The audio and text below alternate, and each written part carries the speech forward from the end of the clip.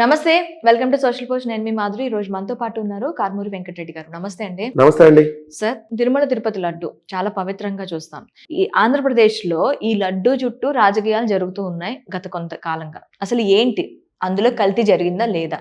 ఒకటి మనం ఒక హిందువుగా కాకుండా జనరల్‌గా మనం ఈరోజు థింక్ చేసినా కూడా తిరుమల తిరుపతి దేవస్థానము దానికి సంబంధించినటువంటి లడ్డు అనే దానికి ఒక ఘనమైనటువంటి చరిత్ర ఉంది. ఇప్పుడు చెప్పులేసుకొని కూడా మనం ఆ లడ్డును ప్రసాదంగా తీసుకోం. అవును. సో అంత పవిత్రంగా మనం భావిస్తాం. ఏ నాస్తికుడు కానీ ఏ వేరే మతస్థుడు కానీ ఎప్పుడూ కూడా తిరుమల లడ్డు మీద తప్పుడు ప్రచారం ఏ రోజు చేయలే. 310 సంవత్సరాల చరిత్ర ఇప్పటికి తిరుమల లడ్డు మీద. అవును. తిరుమల తిరుపతి దేవస్థానం మన ఆంధ్రప్రదేశ్ రాష్ట్రంలో ఉన్నందుకు మనం గర్వపడాలి. ఎందుకంటే కలియుగ ప్రత్యక్ష దైవం 140 కోట్ల హిందువులకి ఆరాధ్య దైవం ఆ టెంపుల్ మన రాష్ట్రంలో ఉన్నందుకు మనం గర్వకారణం.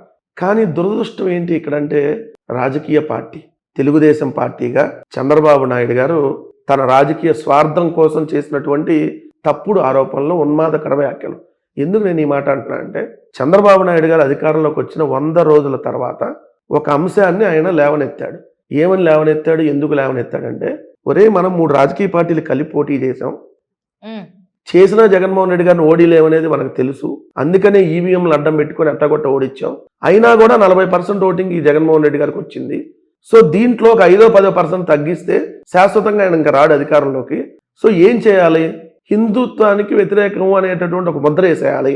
దీన్ని వేయాలంటే ఒక జంతువు కొవ్వు గొడ్డు కొవ్వు లాంటి వ్యాఖ్యానాలు మనం చేస్తేనే జనాలు నమ్ముతారు అనే దానికి ఒక కుట్రకి తెరలేపి సెప్టెంబర్ 18, 2024 ముఖ్యమంత్రి హోదాలో అదే చిత్తూరు జిల్లాలో పుట్టిన చంద్రబాబు నాయుడు గారు రాష్ట్ర ముఖ్యమంత్రి హోదాలో తిరుమల లడ్డులో గొడ్డు కొవ్వు, పంది కొవ్వు, చేప నూనె, యానిమల్ ఫ్యాట్ కలిసిందని ఆరోపణ చేశాడు. ఓకే. చేయగానే రాష్ట్ర వ్యాప్తంగా కాదు ప్రపంచవ్యాప్తంగా అందరు షాక్. ఈవెన్ మీరు నేను అందరూ ఎందుకు అది అసలు జంతువులు కొవ్వు కలపటం ఏంటి, అసలు మనం లడ్డు తిన్న 5 సంవత్సరాల్లో మనకి ఎప్పుడు అలాంటిది రాలేదు కదా. లడ్డు బాగానే ఉంది, మంచి స్మెల్లే ఉంది, ఎక్కడా కూడా అటువంటిది అనిపించలేదు. ప్రధానమంత్రి తిన్నారు లడ్డుని, ముఖ్యమంత్రులు తిన్నారు, సుప్రీంకోర్టు న్యాయమూర్తులు తిన్నారు, ఉపరాష్ట్రపతులు తిన్నారు, అన్ని రాష్ట్రాల ముఖ్యమంత్రులు తిన్నారుగా, చంద్రబాబు నాయుడు కూడా తిన్నాడుగా అదే లడ్డుని. మరి ఎప్పుడు అట్లా లేకుండా ఎలాంటి ఆరోపణలు చేశారని చెప్పి ఇది జరిగినటువంటి నేపథ్యంలో వైఎస్ఆర్ కాంగ్రెస్ పార్టీ ఎంపీగా ఉన్న వైవి సుబ్బారెడ్డి గారు, ఆయన టీటీడీ చైర్మన్గా కూడా చేశారు. అలానే సుబ్రహ్మణ్య స్వామి గారు తెలుసు కదా మీకు, బీజేపీ సుబ్రహ్మణ్య స్వామి గారు ఇంకొంతమంది సుప్రీంకోర్టుకి వెళ్ళారు.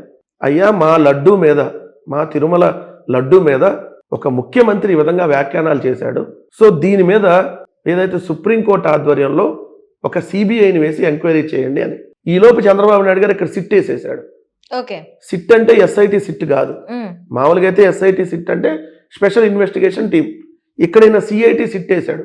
చంద్రబాబు నాయుడు ఇన్వెస్టిగేషన్ టీం అనేసి అర్జెంటుగా లడ్డులో 30% గొడ్డు కొవ్వు ఉంది, 40% ఏమో పంది కొవ్వు ఉంది, ఇట్లా తేల్చేయాలని రిపోర్ట్ వేసాడు ఈయన. ఈలోపు సుప్రీంకోర్టుకి వెళ్ళేటప్పటికి అక్కడే చంద్రబాబు నాయుడు గారు సగం ఇదైపోయింది. చంద్రబాబు నాయుడు గారి గొంతులో పచ్చి వెలక్కాయ పడ్డట్టు అయింది. సుప్రీంకోర్టు ఒక డైరెక్షన్ ఇచ్చింది, సిబిఐకి ఒక డైరెక్షన్ ఇచ్చి సిబిఐని ఒక సిట్ ఏర్పాటు చేయండి, మీరు రాష్ట్ర ప్రభుత్వానికి సంబంధించిన అధికారులు కూడా పెట్టండి అన్నారు. అప్పుడు చంద్రబాబు నాయుడు గారు మళ్ళీ ఇంకో కుట్రలో సేమ్ ఇక్కడ ఆయన సిఐటిలో సిట్ ఎవరైతే వేశాడో అదే గోపీనాథ్ జెట్టి, అదే సర్వశ్రేష్ఠ త్రిపాఠిని దీంట్లోకి పంపించాడు. పంపించేసి ఆ రోజు నుంచే వీళ్ళు కల్తీ నెయ్యి అని గెలిపారు. ముందేమన్నారు జంతువుల కొవ్వు, తర్వాత కల్తీ నెయ్యి వేరు, జంతువుల కొవ్వు వేరు, పామాయిల్ వేరు, రసాయనాలు వేరు. సో వీళ్ళు రోజుకు ఒక కుట్ర, పామాయిల్ కలిసిందని ఒక రోజు, జంతువుల కొవ్వు అని ఒక రోజు. ఫస్ట్ జంతువుల కొవ్వు, పంది కొవ్వు దాన్ని వదిలేశారు ఇక. తర్వాత పామాయిలు, రసాయనాలు, కెమికల్ ఇష్టం ఏదొస్తే అది చెప్పారు. చెప్పినాక మొన్న ఫైనల్గా సిబిఐకి సంబంధించిన సిట్టు ఫైనల్ ఛార్జ్ షీట్ వేసింది, కొంతమంది అరెస్ట్ చేసింది, ఫైనల్ ఛార్జ్ షీట్ వేసి ఎలాంటి యానిమల్ ఫ్యాట్ లడ్డూలో కలవలేదని తేల్చింది. కానీ కల్తీ కలిసింది అనేటటువంటిది ఉంది అని చెప్పింది. కానీ ఎప్పుడు కలిసింది అది? చంద్రబాబు నాయుడు గారు ముఖ్యమంత్రి అయినాక తీసుకున్న శాంపిల్స్ లో ఆ రిపోర్ట్ ప్రకారం కలిసిందని చెప్పింది. దీనికి జగన్ గారికి సంబంధం ఏంటి? సిబిఐ సిట్టు ఏం చెప్పింది? 2024 జూలై నెలలో తీసుకున్న శాంపిల్స్ లో జంతువుల కొవ్వు కలవలేదు, కల్తీ నెయ్యి అదని తెలిసింది. మరి అప్పుడు ముఖ్యమంత్రి ఎవరు? 2024 జూలైలో చంద్రబాబు నాయుడు గారు కదా. అంతకు ముందు శాంపిల్స్ ని టెస్ట్ ఎక్కడ ఉంటాయి శాంపిల్? లడ్డు ఎక్కడ ఉంటుంది? అంతకుముందు లడ్డు ఇప్పుడు దాకా ఉంటుందా? అంతకుముందు శాంపిల్ తీసుకోవడానికి ఏమైనా ఉంటుందా? ఉండదు కదా. సో ఇక్కడ మనం గమనించాల్సిన అంశం ఏంటి? చంద్రబాబు నాయుడు గారి ప్రభుత్వంలో తీసుకున్న శాంపిల్లో జంతువుల కొవ్వు కలవాల, కానీ కల్తీ నెయ్యి కలిసింది. మరి దానికి బాధ్యత ఎవరు తీసుకోవాలి? సిబిఐ సిట్ రిపోర్ట్ చూడండి మీరు, 213 పేజీలు ఉంది. దాంట్లో ఏఆర్ డైరీ అనేది సప్లై చేసినప్పుడు జూన్ 12న వాళ్ళు మొట్టమొదటిసారిగా చంద్రబాబు నాయుడు గారు ముఖ్యమంత్రి అయినాక తిరుమలకి ఫస్ట్ టైం వాళ్ళు నెయ్యిని సప్లై చేశారు. అప్పుడు ఆ శాంపిల్ ఓకే అయింది జూన్ 12. జూన్ 20న మళ్ళీ రెండోసారి సప్లై చేశారు, అది ఓకే అయింది. జూన్ 25న సప్లై చేశారు, అది ఓకే అయింది. జూలై 4 సప్లై చేశారు, అది ఓకే అయింది. జూలై 6 రిజెక్ట్ చేశారు, జూలై 12 రిజెక్ట్ చేశారు. తిరుమలలో రిజెక్ట్ చేసిన ట్యాంకర్లని వెనక్కి పంపిస్తారు తప్ప ఎప్పుడు వాడరు. నార్మల్ గా ఇది ప్రొసీజర్ ఎలా ఉంటది? ఎందుకంటే ప్రతి ఒక్క హిందువుకి తెలియాలి మన గొప్పతనం, మనకు సంబంధించినటువంటి తిరుమల లడ్డు విశిష్టత తెలియాలి. తిరుమల లడ్డులో ఎటువంటిది కలవడానికి అవకాశం ఉండదు. అది ఎందుకు మనం తెలియాలంటున్నా అంటే, ఒక ఆవు నెయ్యి ట్యాంకరు పైకి రావాలి అని అంటే కొండ మీదకి వాళ్ళు ముందు టెండర్లో పార్టిసిపేట్ చేసి ఓకే అయిన తర్వాత దాని ప్రకారం సప్లై చేస్తారు. కింద కొండ మీద నుంచి అలిపిరి నుంచి పైకి రావాలి కదా, కొండ మీదకి వచ్చే ముందే కింద ఆ ట్యాంకర్కి సంబంధించి అంటే ఆ డైరీ వాళ్ళకి national accreditation board lab certificate ఉందో లేదో చెక్ చేస్తారు. NABL సర్టిఫికెట్ ఉంటేనే ఆ ట్యాంకర్ని పైకి అలో చేస్తారు. ఇది బేసిక్ పాయింట్ నెంబర్ 1. 2, పైకి ట్యాంకర్ వచ్చిన తర్వాత ట్యాంకర్కి సీల్ వేసి ఉంటుంది కదా, ఆ సీల్ను ఓపెన్ చేయాలన్నప్పుడు టీటీడీకి సంబంధించినటువంటి మార్కెటింగ్ విభాగం ఎంప్లాయీ ఆ కంపెనీ ఎవరైతే ఆవు నెయ్యి ట్యాంకర్ ఉంటుందో ఆ ట్యాంకర్ సంబంధించిన ఆ కంపెనీ ప్రతినిధి వాళ్ళిద్దరి సమక్షంలో ఆ సీల్ ఓపెన్ చేస్తారు. ఆ దాంట్లో 3 అరలు ఉంటాయి, ప్రతి ట్యాంకర్ లో 3 అరలు ఉంటాయి. 3 అరల్లో 100 గ్రాములు నెయ్యి తీసుకుంటారు శాంపిల్. దీంట్లో 100 గ్రాములు, దీంట్లో 100 గ్రాములు, 3 అరలను తీసుకొని మూడింటిని మిక్స్ చేసి 3 టెస్టులు చేస్తారు. అక్కడ పైన ఎనలిస్టులు ఎక్స్పర్ట్లు ఉంటారు. అక్కడ దాంట్లో తిరుమలలోనే ల్యాబ్ ఉంది, పైన కొండ మీద ల్యాబ్ ఉంది. 2 గంటలకు పైగా టెస్టులు జరుగుతాయి. 1 moisture content test, 2 foreign animal test, 2 vegetable oil test. ఈ 3 టెస్టులు ఏదైతే ఆ 3 టెస్టులు చేసినాక ఎటువంటి కల్తీ లేదని తెలిసినాకే ఆ ట్యాంకర్లోని నెయ్యిని వాడతారు. అది భక్తుల ప్రసాదానికా లేదంటే ఇంకేదనికా దేవుడికా దేనికైనా వాడాలంటే ఈ 3 టెస్టులు అవి పాస్ అవ్వాలి.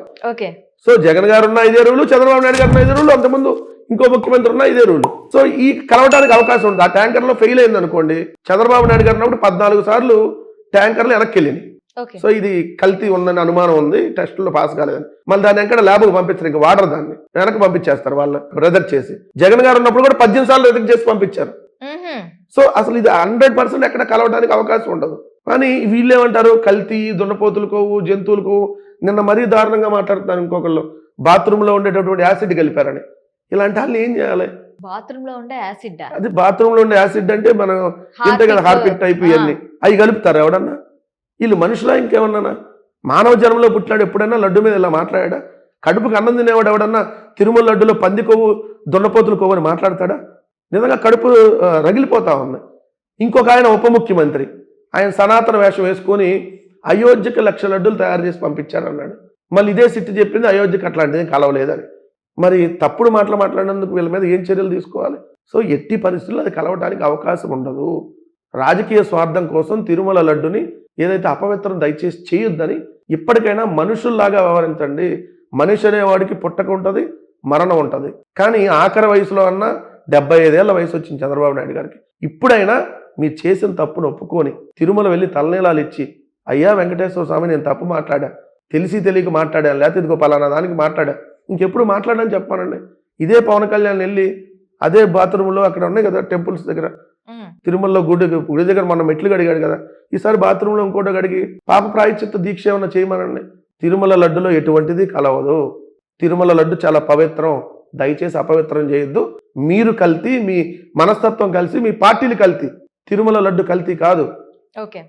మీకు జంతువుల కొవ్వు, గొడ్డు కొవ్వు లాంటి ఆ లక్షణాలతో మీరేమైనా మాట్లాడతారేమో, తిరుమల లడ్డుకి ఎప్పుడు అటువంటి ఆపాదించొద్దు. ఇది మాత్రం స్పష్టంగా చెప్తా ఉన్నాను. Thank you.